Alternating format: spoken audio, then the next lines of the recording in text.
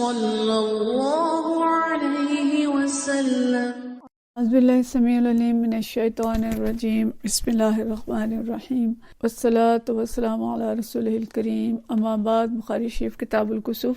آج جو باب اس میں ہم پڑھیں گے اس کا عنوان ہے الذکر فی الکسوف، سورج گرہن کے موقع پر ذکر الہی کا بیان۔ رواہ ابن عباس 1004 جو حدیث تھی اس میں بھی ہم اس کو پڑھ چکے ہیں، تو یہ آج جو حدیث پڑھیں گے ہم یہ 1010 ہے اس کا نمبر، اور یہ حدیث جو ہے حضرت ابو موسیٰ اشعری رضی اللہ تعالیٰ عنہ سے روایت ہے۔ عن ابی موسیٰ قال، فرماتے ہیں خسفت الشمس فقام نبی صلی اللہ علیہ وسلم فزعا، کہ سورج گرہن ہوا تو رسول اللہ صلی اللہ علیہ وسلم گھبرائے ہوئے اٹھے۔ یخشا ان تکون الساعہ، آپ کو یہ ڈر ہوا کہ کہیں قیامت نہ آ گئی ہو۔ فأتی المسجد، پھر آپ مسجد آئے۔ فصلی بأطول قیام ورکوع وسجود، اور فرماتے ہیں کہ آپ مسجد آئے اور اتنے طویل قیام، طویل رکوع اور سجدوں کے ساتھ نماز پڑھی۔ رأیتہ قط یفعلہ، اس سے پہلے میں نے آپ کو کبھی اتنے لمبے طویل نماز پڑھتے ہوئے نہیں دیکھا تھا۔ وقال، اور فرمایا، یعنی نماز کے بعد آپ صلی اللہ علیہ وسلم نے فرمایا، حاذہ آیات التی یرسل اللہ، کہ یہ آیات ہیں، نشانی ہیں جو اللہ تعالیٰ بھیجتا ہے۔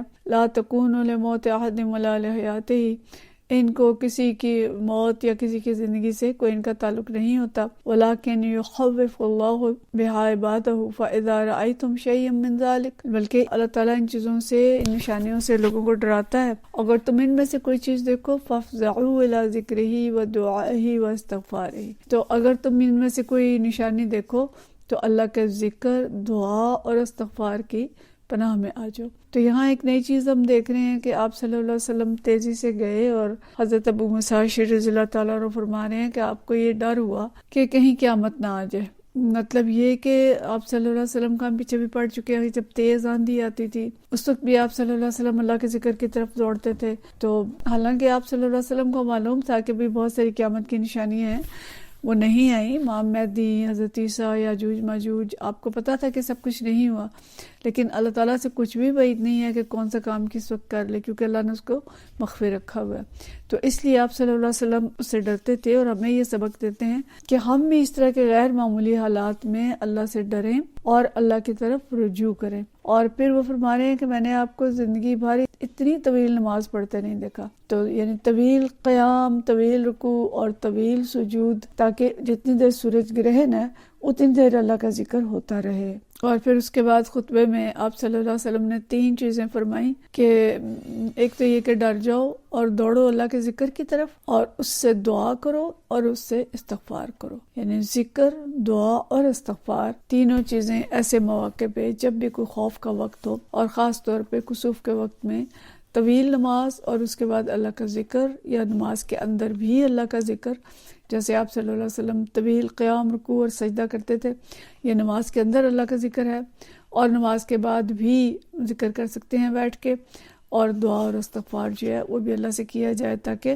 اگر کوئی آزمائش آنے والی ہے تو اللہ تعالیٰ اس سے ہمیں اپنی پناہ میں لے لے۔ اگلا باب بھی اس سے ملتا جلتا ہی ہے، اس کا عنوان ہے الدعاء فی الخسوف، کہ خسوف کے موقع پر دعا کا بیان۔ اب دیکھیں کہ کہیں کسوف اور کہیں خسوف کے الفاظ جو ہیں وہ استعمال ہوئے ہیں۔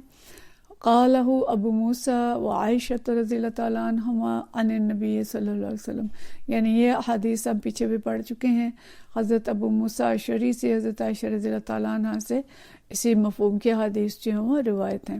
تو حدیث ہے 1011، اور یہ حدیث جو ہے مغیرہ بن شعبہ رضی اللہ تعالیٰ عنہ سے ہے کہ مغیرہ بن شعبہ رضی اللہ تعالیٰ عنہ یقول، فرماتے ہیں ان کسفت الشمس یوم مات ابراہیم، کہ جس دن نبی صلی اللہ علیہ وسلم کے صاحبزادے ابراہیم کا انتقال ہوا اس دن سورج کو گرہن لگا۔ فقال الناس ان کسفت لموت ابراہیم، تو لوگوں نے کہا کہ اس کو جو گرہن لگا ہے یہ ابراہیم کی موت سے لگا ہے۔ فقال رسول اللہ صلی اللہ علیہ وسلم، تو رسول اللہ صلی اللہ علیہ وسلم نے فرمایا ان الشمس والقمر آیاتان من آیات اللہ لا ينکسفان لموت احد ولا لحیاتہ، کہ سورج اور چاند کا گرہن جو ہے یہ اللہ کی نشانی میں سے ایک نشانی ہے، اور کسی کی موت یا زندگی سے اس کو گرہن نہیں لگتا۔ فاذا رأیتموہما، پس دونوں میں سے کوئی چیز جب تم دیکھو، فادعوا اللہ وصلوا حتی ینجلی، اور تو تم اس وقت کیا کرو کہ اللہ سے دعا کرو اور نماز پڑھو یہاں تک کہ سورج صاف ہو جائے. یعنی جتنی دیر گرہن لگا رہے